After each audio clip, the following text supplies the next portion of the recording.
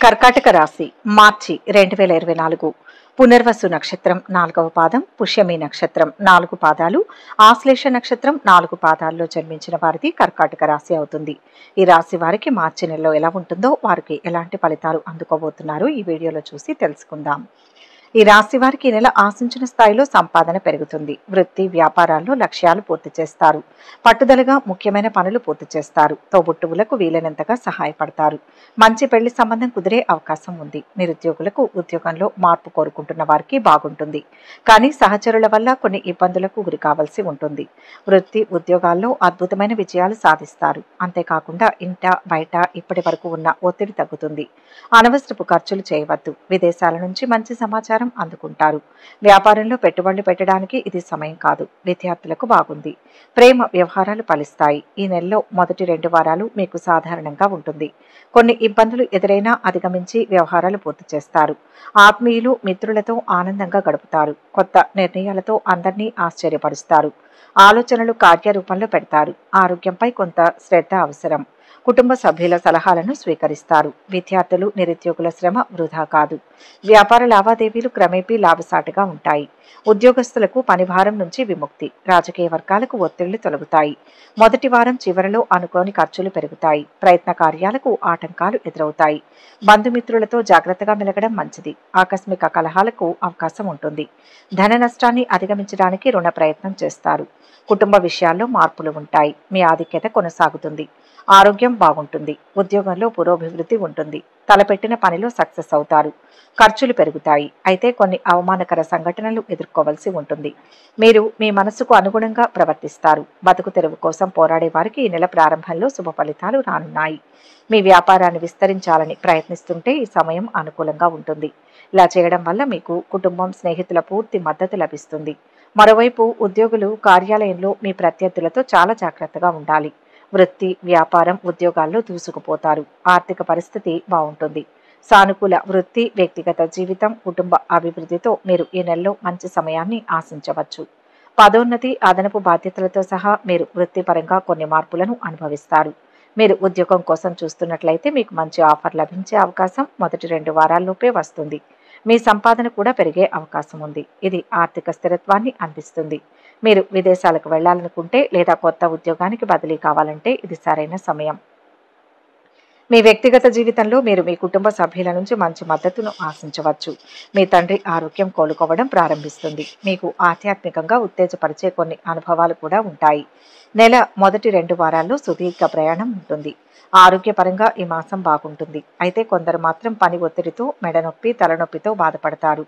ఆరోగ్య సమస్యలను అధిగమించడానికి తగినంత విశ్రాంతి పొందండి. వ్యాపారంలో మీరు కొంత వృద్ధి, కొత్త ఒప్పందాలను ఆశించవచ్చు. కొనుగోలు ఏదైనా వస్తువులు చేయడానికి ఇది మంచి నెల. కొత్త భాగస్వామ్య ఒప్పందాలతో కొన్ని మార్పులు లేదా ఒప్పందాలు కూడా ఉండవచ్చు.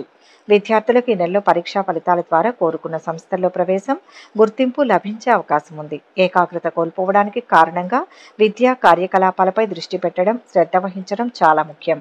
ఈ నెల మొదటి 3-4 వారాల్లో మీకు మంచి ఫలితాలు కలుగుతాయి.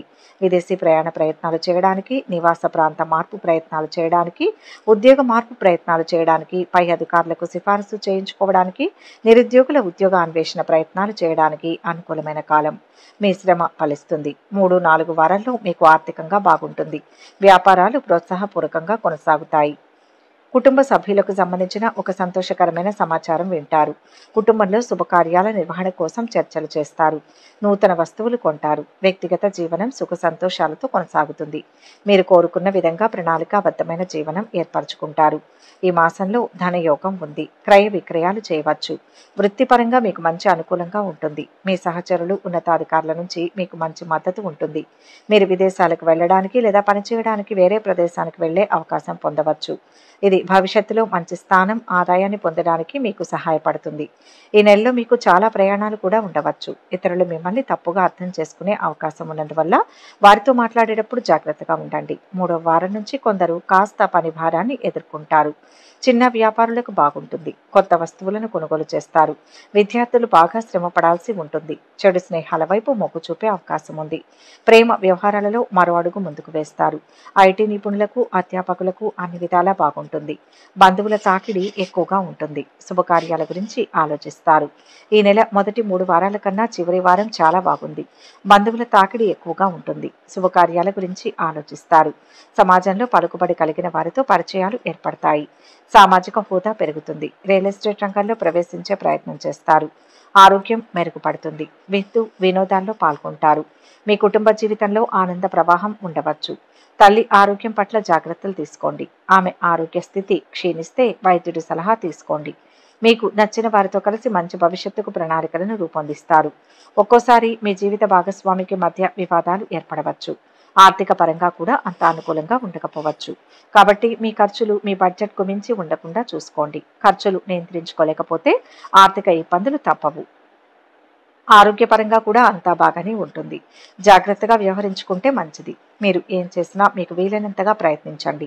ఇది మీ సామర్థ్యాన్ని మరింతగా పెంచుతుంది. మీరు కనుక పొగాకుకు లేదా మద్యానికి బానిసైతే వాటిని వెంటనే విడిచిపెట్టండి. లేకపోతే అనర్థాలు ఏర్పడతాయి. మీరు ఆధ్యాత్మిక పరమైన విషయాల్లో ఆసక్తిని కనపరుస్తారు. దానికోసం డబ్బు ఎక్కువగా ఖర్చు చేస్తారు.